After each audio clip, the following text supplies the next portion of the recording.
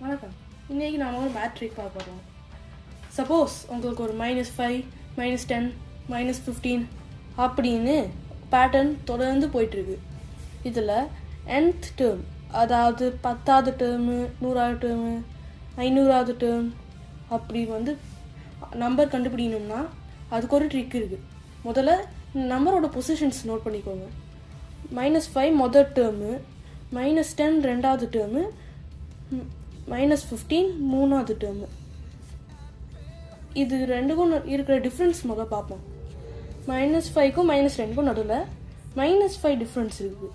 ஏன்னா அது 5ஆல் கூடலை, 5ஆல் கழிக்கப்படுது. அதனால் 5ன்னு எழுதாமல் -5ன்னு எழுதுகிறோம்.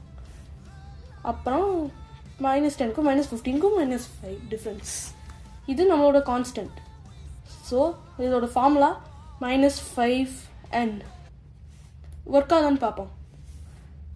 -5 × 1 = -5. -5 × 2 = -10. -5 × 3 -15. ஒர்க் ஆகுது. பட் லெட்ஸ் சே ஒரு 20, 15, 10 அப்படின்னு ஒரு பேட்டர்ன் இருக்குது. இதை ஒரு nth டேர்ம் கண்டுபிடிக்க சொல்கிறாங்க. அதுக்கு அதே ட்ரிக் யூஸ் பண்ணுவோம். பொசிஷன்ஸ் நோட் பண்ணுங்க, டிஃப்ரென்ஸ் கண்டுபிடிங்க. அண்ட் இந்த டிஃப்ரென்ஸ் நம்மளோட கான்ஸ்டன்ட் -5n. ஒர்க் ஆகுதான்னு பார்ப்போம். -5 × 1 = -5. மொதல் டேர்ம்லேயே ஒர்க் ஆகலை. ஸோ இதுக்கு இன்னொரு பார்ட் இருக்குது. இதுக்கு முந்தின டேர்மை கண்டுபிடிக்கணும், அதாவது 0th டேர்ம். இந்த பக்கம் 5 கழிக்கிறோம்னா இந்த பக்கம் 5 கூட்டுறோம். ஸோ இது முந்தின டேர்ம் 25. இது நம்மளோட ஃபார்முலோட அடுத்த பார்ட்.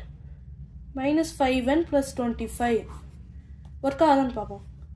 -5 × 1 + 25 = 20.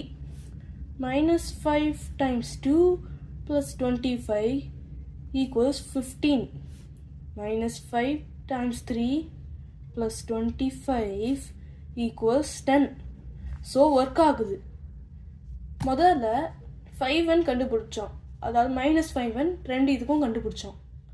ஆனால் இதுக்கு வேலை செஞ்சிச்சு. இதுக்கு ஏன் வேலை செய்யலை?